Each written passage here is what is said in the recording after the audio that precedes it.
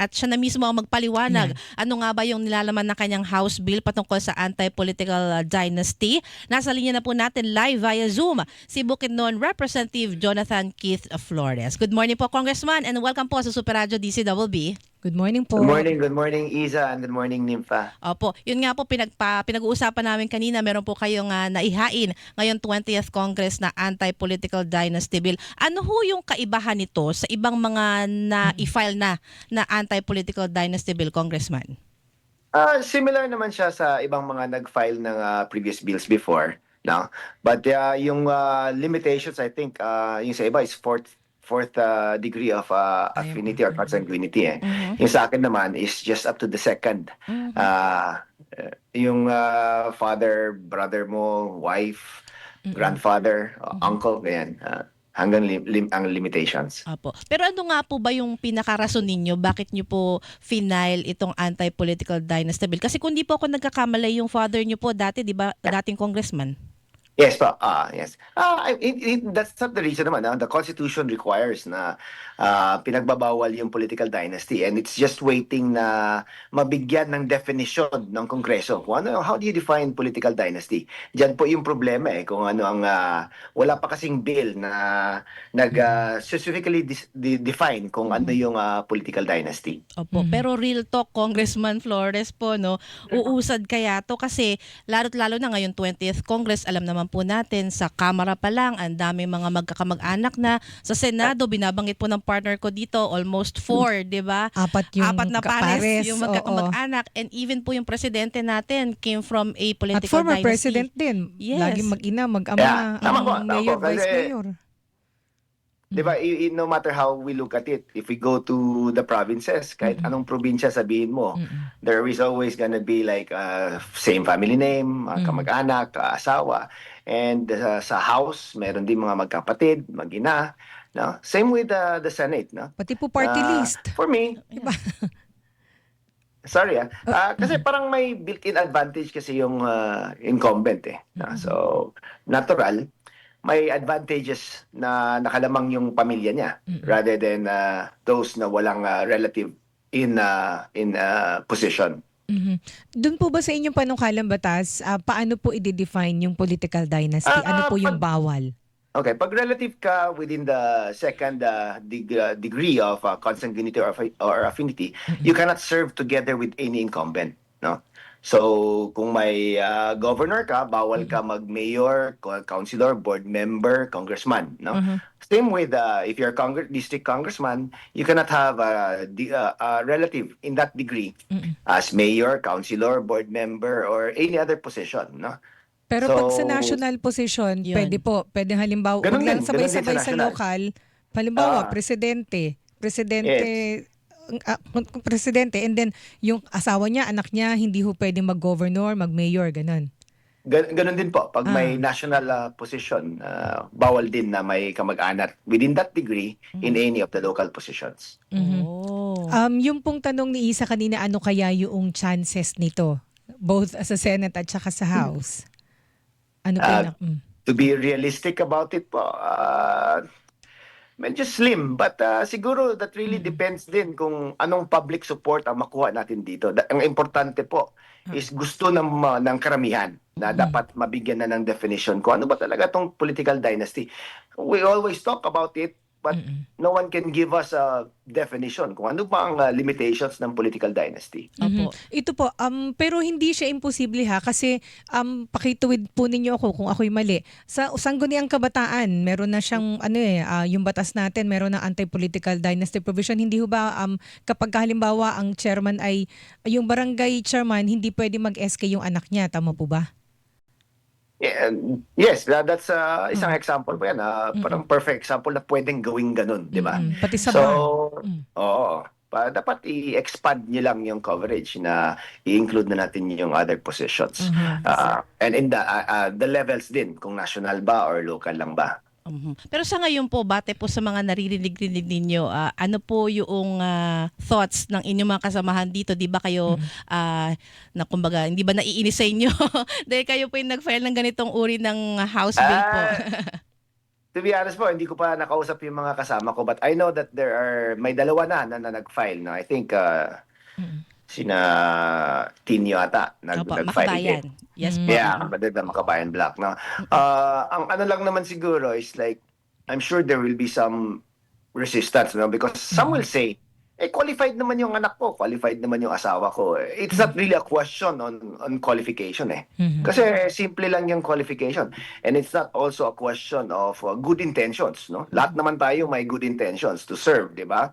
Pero it's just that for them to deny siguro na may built-in advantages yung incumbent, ayan, dyan kami magdi-differ talaga. Meron talaga, kahit anong sabihin mo, may advantage talaga ang may incumbent. Mm. Tsaka naalala ko ho, meron kaming na-interview din po congressman na isang ekonomista. Ang sabi niya, pag pinag-aralan mo, yung mga lugar na may dynasty, andun yung mahabagal ang progress ng ekonomiya. Maaring kasi sila sila yung may control ng power, influence and money dun sa localities eh. Nakita nyo din ho ba yun sa pag-aaral? Kinonsider din ho ba ninyo yun, Congressman? Sorry po, putol-putol po yung audio. I couldn't Opo. hear the last question. I'm Opo. sorry. Ayun, Congressman, kung kako po may na-interview kami ng economist noon, ihanapin ko ulit mamaya. Sabi niya, dun po sa mga lugar na nandun yung dynasty, yung magkakamag-anak ang nakapwesto sa local positions, nandun yung mabagal ang progress ng ekonomiya. Na maaaring i-attribute dun sa control kasi ng isang pamilya, dun sa power, influence, and money. Yan naman, hindi ko pa, I did not see any study on that, no? And siguro I would not go into to that din, no? Baka ma-generalize natin na isang lugar just because may mga kamag-anak na nagsaserve and then pangit na, no? So it really depends also on their capacity, like ano ba yung ira nila, ano ba yung local income nila, kasi mag-matter din yan, eh. But siguro, ano lang, no? It's really trying to level the playing field lang para at least man lang yung iba din na gusto may hindi they won't be facing an insurmountable challenge, no? Kasi yan nga, kung local chief executive ka, lahat ng mga job orders ikaw magha-hire, di ba?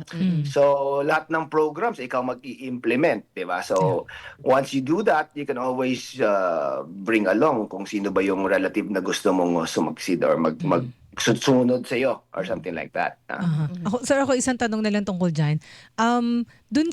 Dito po sa panukala, pwede ho ba halimbawa na gawing piecemeal? I mean, i-concentrate muna yung pagbabawal sa political dynasty sa local positions kasi pag ang laking complication ho kung halimbawa isasabay na yung sa national, kung halimbawa senador ito, bawal na yung kamag-anak niya sa mababang posisyon, possible ho kaya yun kung halimbawa isang probinsya muna, kunwari Laguna, I mean all the provinces po muna and congressional districts dun muna bawal.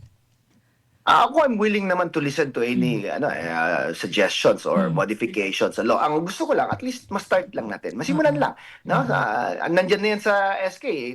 Hindi naman naging problema, di ba? So, why not move up a bit? No? Para at least lang naman, kahit na hindi immediate, dahan-dahan nating mabigyan ng definition po at mabigyan buhay yung constitutional provision na bawal nga itong political dynasties. Tsaka yung maganda yung tuloy-tuloy din na kahit yung sabi nyo nga po, Congressman, sabi ni Congressman, slim yung chance at least buhay yung discussion tungkol na dito. pag-uusapan.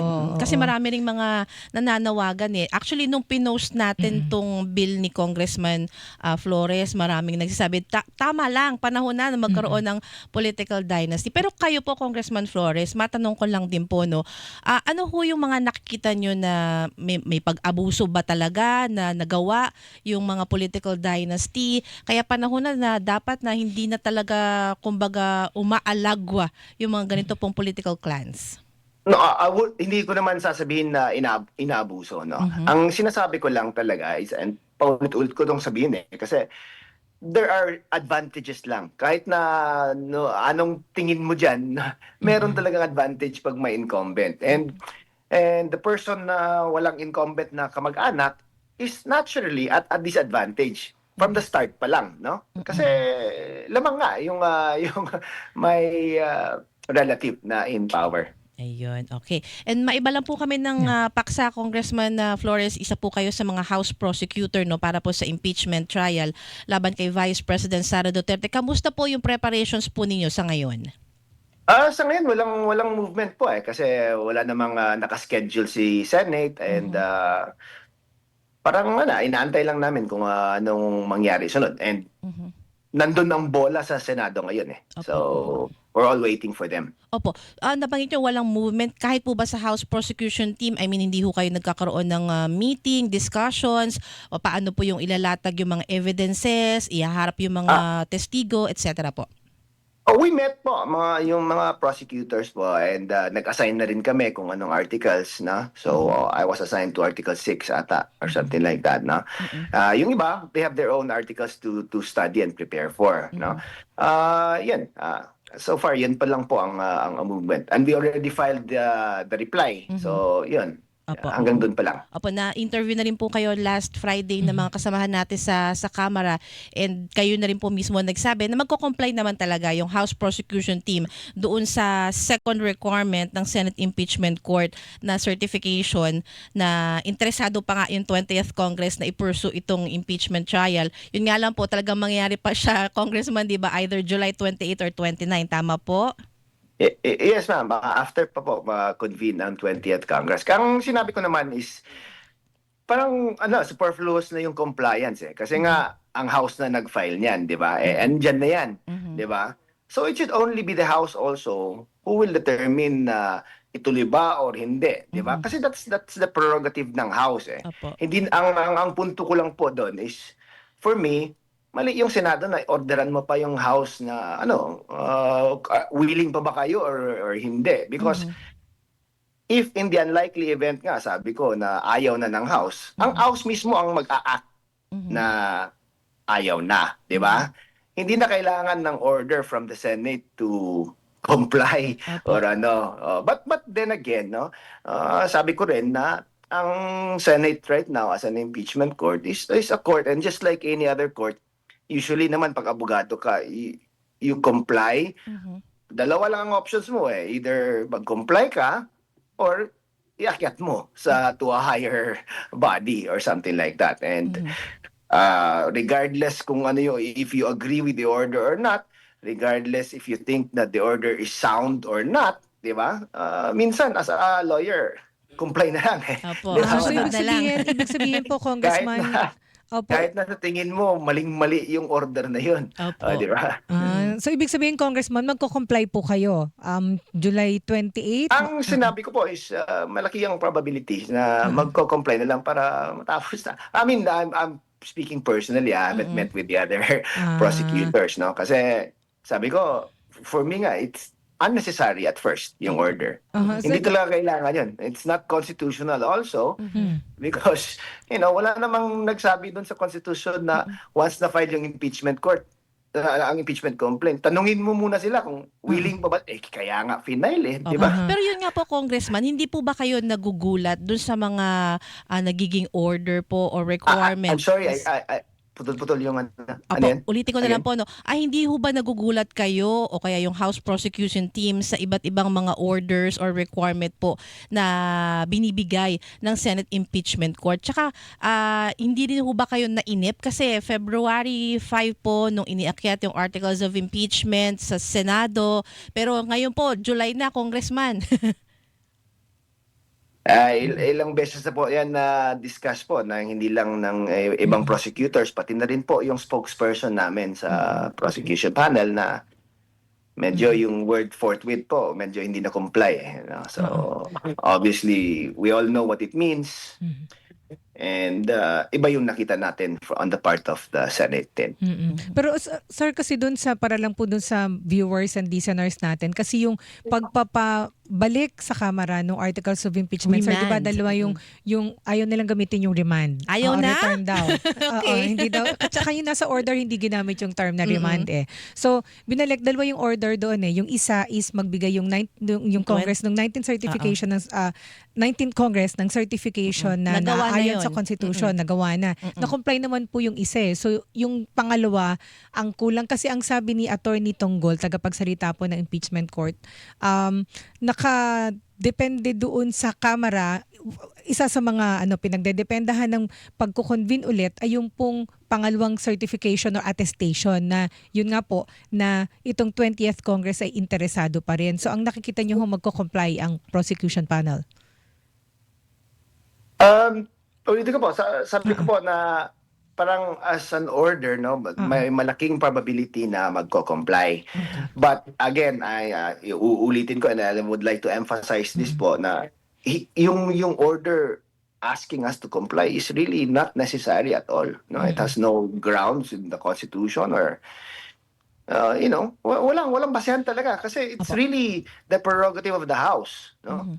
Kung ituloy namin yan, itutuloy namin yan. Kung hindi namin itutuloy yan, we will inform the Senate na hindi namin itutuloy. Hindi na necessary tanongin. Like what, example lang po, paano kung after the trial starts and then they say na, gusto niyo pa matuloy next week? O, require na naman kami. That's really an order that's magiging frivolous na yun not kung linggo-linggo kayo necessary po. tatanungin. Hindi talaga kailangan yun. Walang basehan. Opo. Pero definitely, magpapadala ulit ang Kamara ng yung entry of appearance kasi required yun sa korte dahil magkakaroon kayo ng panibagong mandate. Tama ho ba, Congressman? Kasi i-assign ulit, bagaman na i-assign na kayo nung 19 Congress, so panibagong Congress, so i-assign po ulit Sa kayo floor, sa plenary. floor. So ipapadala ulit sa Senate yung formal entry of appearance ninyo. Well, yan may possibility po na I mean, if we're talking about probabilities po, meron namang probability na like ako, baka hindi na ako prosecutor because there are new lawyers that were elected, di ba? So it's nominated and elected naman by the majority So kung gusto ng majority na iba na yung mga prosecutors, tanggalin ako, that's really the prerogative of the House, no? So sila din ang gagalaw for kumbaga, no? When it comes to those matters. Kasi yan yung sa kanila. Yung sa Senado naman, hindi kami nakikialam on what their rules are, di ba? Kasi that's co-equal body, no? Opo. Pero nagmi-meeting They have na their ho own ba? rules. Pero nagmi-meeting na po kayo, Congressman. Nagmi-meeting naman daw sila. Yes po, nag-meeting naman kami and nag-meeting. nag-assign na kami ng articles na to prepare for. Opo, pero kung kayo po ang tatanungin, Congressman Flores, kayo po gusto nyo pong magtuloy pa rin talaga bilang House Prosecutor? Kasama na sa meeting si Sir So sigurado na. I'm sorry? Opo. Kumbaga desidido pa rin ho kayo talagang tuloy-tuloy ang pagsabak nyo bilang House Prosecutor kung kayo po ang tatanungin? Well, siguro as a lawyer, no, bihira itong nangyayari no, na may impeachment. No? Mas malaki pa ang probabilities of you arguing a case before the Supreme Court rather than an impeachment. So, speaking from the point of view as a lawyer po, medyo bihira itong opportunity that will be given to any lawyer. Ako last question na lang sa usapin ng impeachment kasi before may mga nabanggit po si Senate President Francis Escudero including po yung sinasabi niya na pwedeng pagbotohan via simple majority vote, 'di ba, yung articles of impeachment para i-dismiss po Kung may mag-move na kung may mag-file ng motion at nang walang ginagawang paglilitis at all. Ano pong masasabi nyo dito, Congressman Flores? Ako outright, I really do not agree with that position. No? But para naman po na uniform at saka ano yung sagot namin, buti pa sa spokesperson na lang po na namin tanong. Kasi sometimes I always tell people nga, wag niyo na akong tanungin kasi minsan yung hindi ko na control yung anong masabi ko. Pagalitan pa tayo ng Senado. Pero ako, Congressman, nabanggit niyo ho kasi kanina, nag-meeting na kayo, napag-usapan na yung assignment po ng articles of impeachment. So, ano yun, sir? Klaro na, yung division of labor. Yes po. Yes po. Klaro naman po. For as long as they still want me to prosecute, di ba? Of course, natural. Opo. I have to submit to the of the majority. Ay, Anong para pong lang po sa na-assign sa inyo, yung sir? para po sa kaalaman ng ating mga kababayan, ano po yung nabanggit nyo kasi kanina Article 6 yung na-assign po sa inyo. Ano po ito? Yes, ma'am. Ano po Yung itong Article 6? sedition, yung acts na which may be tantamount to sedition, yung participation niya when the calls for yung pagbawi ng suporta sa government. Okay. Yun. Okay. So, Pero may kino-consider ba kayo hingi ng mga this early, mga senador na mag-inhibit? Sorry pa, ano yan? Apo, meron ho ba kayong kino-consider ngayon na senator na hihingin po ninyo na mag-inhibit dito sa paglilitis? I didn't get the question, but Opo, pasensya na po. opo, kung may nakikita na ho kayo ngayon na possibility na hingin po ninyo ang pag-inhibit ng ilang senator judge, Congressman? Sorry. Opo. So hindi, medyo choppy. Apo, ayan, Congressman, tinatanong ko lang ho kung meron na ho kayong senador o meron ho kayong nakikitang possibility na hihingin po ninyo na mag-inhibit ang senator judge. Opo, sa trial. Pasensya na po. Okay lang po. Okay, nagpuputol-putol. Oo. Napuputol-putol, oo. Sige. Kasi 'di ba, ano 'yun eh. Although sinasabi ang paliwanag na ni Senate President Cheese, pag kami nag-inhibit diyan, hindi 'yan magiging kabawasan boto, magiging advantage yan sa Vice President kasi ang boto is kukunin mo yung 2/3. Anyway, kung ano man ang komposisyon ng Senado, ang kailangan mo pa rin para ma-convict siya ay 2/3, 16. Yes. Para Sorry, ma-acquit putol yung Oo nga po yung kay yung isa. Opo, yung sir. kay Opo. Paulit na lang, Yung partner. kay isa, I could hear properly. Itong kay...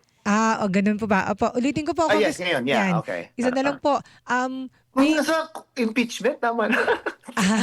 Hindi, last na po ito, promise. Last na po na question for Last na, impeachment. hindi sir. Tinatanong ko lang. Last tanong, pag hindi pa rin nadinig. Sir, kung meron lang ho kayo nakikitang possibility na hihingin po ninyo yung pag-inhibit po ng senator judge dahil doon sa kanilang apparent bias for or against. Well, yan. Pasensya na po, no? I'll just leave it to the spokesperson yan na matter na yan. Kasi it has to be consensus of the prosecutors. So, pag ako lang, baka iba yung masabi ko. Opo, Diba? ayan. We understand po. Opo. Ako, last question na lang. Ano pa ho yung mga ifa-file yung bills po sa mga darating na araw para mabantayan po namin? Na-file ko na yung e-wallet and online gambling. Kasi gusto ko talagang maputol yung link ng e-wallets to the online gambling kasi it's a problem that dapat should be addressed now kasi dami na po ang na-affected by it. Tama po, mga Bukidnon congressmen yung nag-file po nito, no, Congressman? Yes, ma'am. I asked my mga kasama ko sa Bukidnon, sina Congresswoman Larnie Roque, Congressman Alba, Congressman Audrey Subiri, and saka yung party list namin, so that the party list Arlene Ayon. They all signed naman as principal authors. Ayan. And with that po, maraming pong salamat, Congressman Flores, sa inyong pong panahon. Sorry po kung nakulitan kayo sa amin, ha? No. It's okay. Pasensya lang, medyo pangit lang yung audio kanina. So, ulitin po. Thank you so much po. Ingat po kayo palagi. Alright, sige, thank you. Yan, thank you po. Yan Ayan. po si Bukidnon, Representative Jonathan Keith Flores. Ayan, yun lang sa pag